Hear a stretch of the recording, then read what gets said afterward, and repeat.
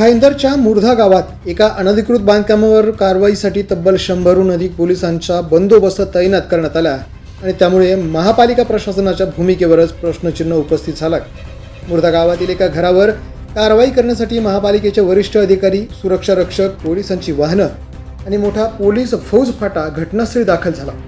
मागील आठवड्यात याच परिसरातील अनधिकृत बांधकामावर कारवाई करण्यासाठी गेलेल्या महापालिका पथकाला स्थानिक ग्रामस्थांनी विरोध केला होता। यावेळी ग्रामस्थ आणि प्रशासनामध्ये वाद झाला होता। या प्रकरणी शासकीय कामात अडथळा आणल्याचा आरोप करत 100हून अधिक जणांविरोधात गुन्हा दाखल करण्यात आला होता। त्यामुळे पुन्हा कारवाई करताना प्रशासनानं मोठा पोलीस बंदोबस्त तैनात केला। दरम्यान महापालिकेची परवानगी मिळत नसल्यानं स्थानिकांच्या घरांवर राजकीय द्वेषातून कारवाई होत असल्याचा आरोप ग्रामस्थांनी केला।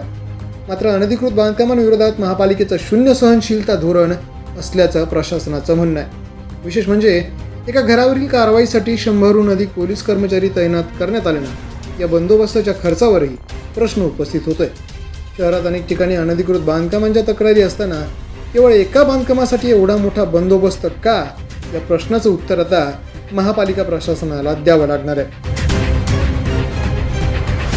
द पोलीस न्यूजसाठी चिन्नू कुमार श्रीवास्तव, भाईंदर।